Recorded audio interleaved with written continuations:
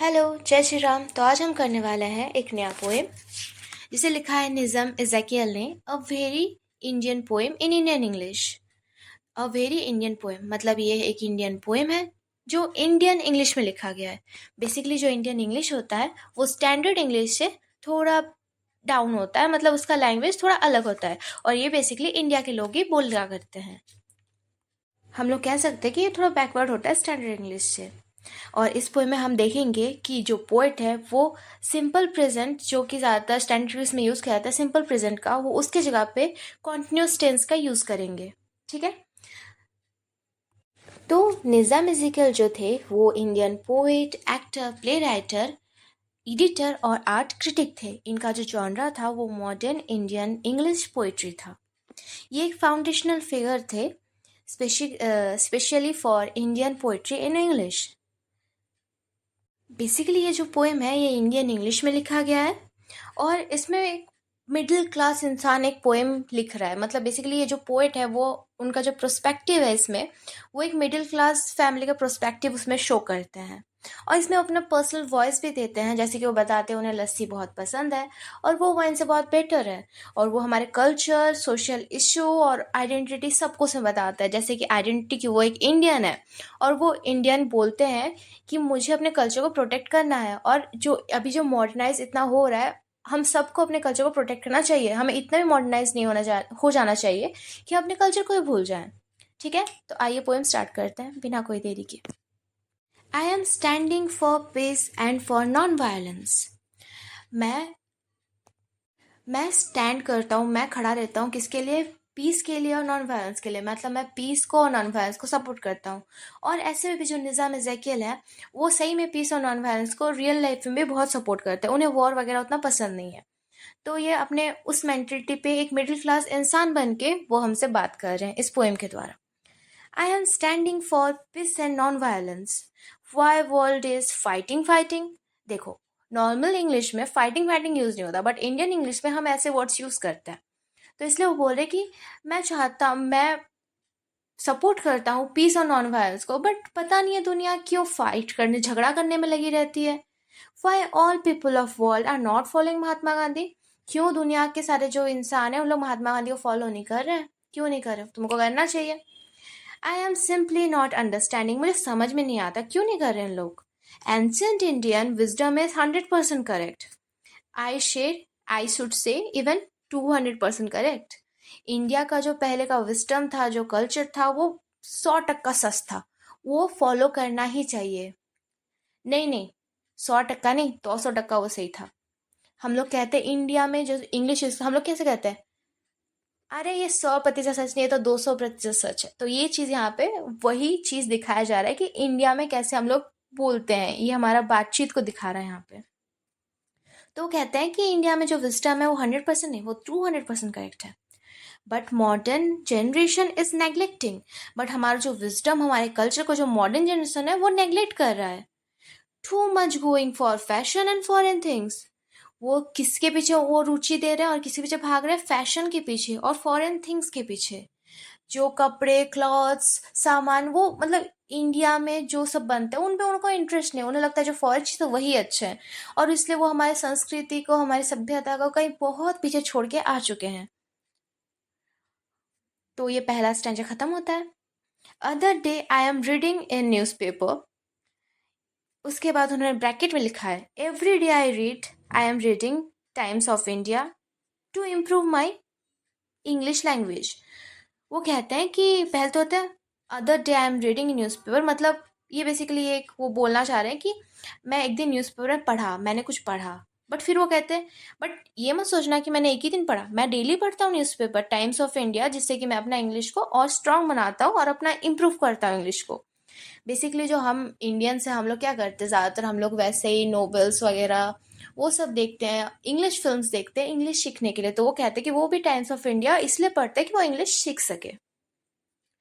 तो कहते हैं one day I am reading newspaper. एक दिन मैंने न्यूज़पेपर पढ़ा था। How one goonda fellow throw stone at Indira बहन।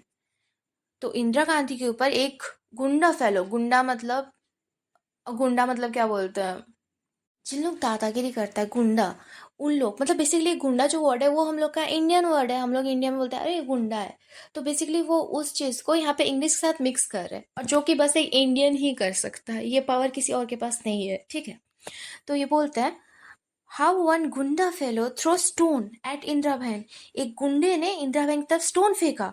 क्या पता क्यों ऐसे लोग करते हैं। Must be student unrest fellow I am thinking.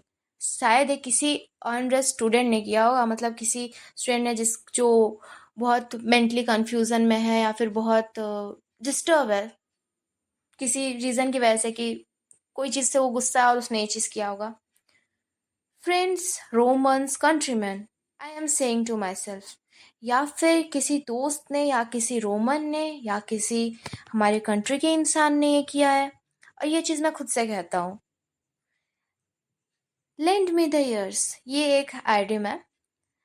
इसका मतलब होता है लिसन टू मी केयरफुली। वो खुद को बोल रहे हैं, शायद ये इसने किया है, नहीं नहीं, ये शायद इन्होंने किया है। वो खुद भी श्योर नहीं है, वो खुद से बात कर रहे हैं। फिर वो कहते हैं everything is coming, regeneration, remuneration and contraception.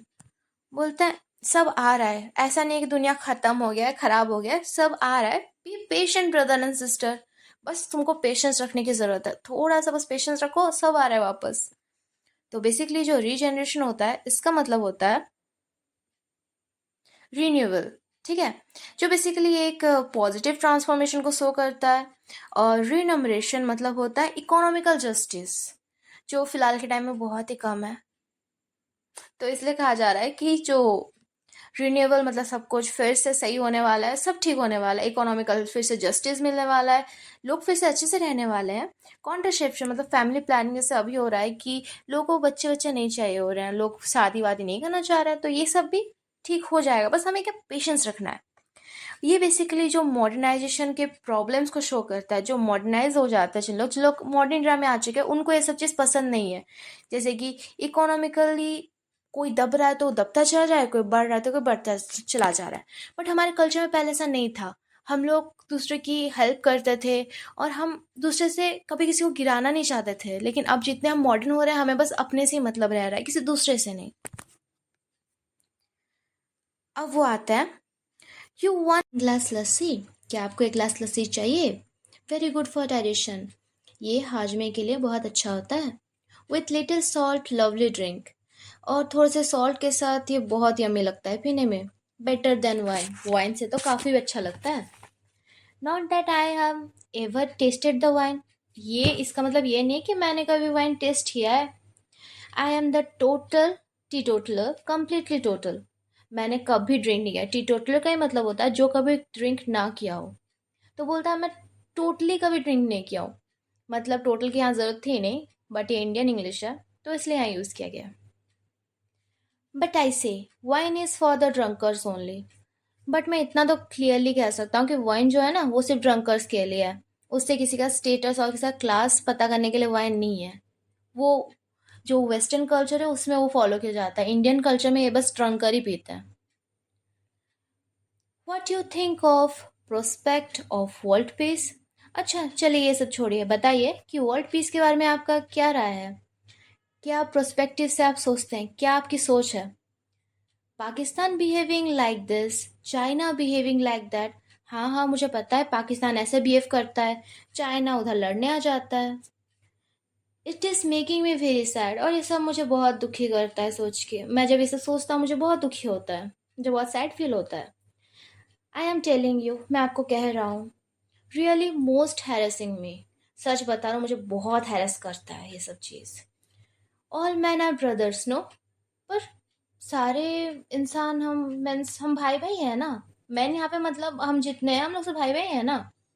In India also Gujaratis, Maharashtrians and Hindi वालास, ऑल ब्रदर। मतलब इंडिया में भी हम लोग जितने हैं वो ब्रदर्स हैं, हम लोग भाई भाई हैं। मतलब उनका कहना है कि हम लोग को झगड़ा क्यों करना है। तो some are having happy habits, funny habits. मतलब हाँ कुछ लोगों के पास कुछ ऐसे हैबिट्स हैं जो हमें फनी लगता है, हमें अजीब लगता है। Still you tolerate me, I tolerate you. फिर भी हम लोग दूसरे को टॉलरेट तो कर रहे हैं। तो बाकी देशों से ऐसा क्यों नहीं कर रहे हम लोग?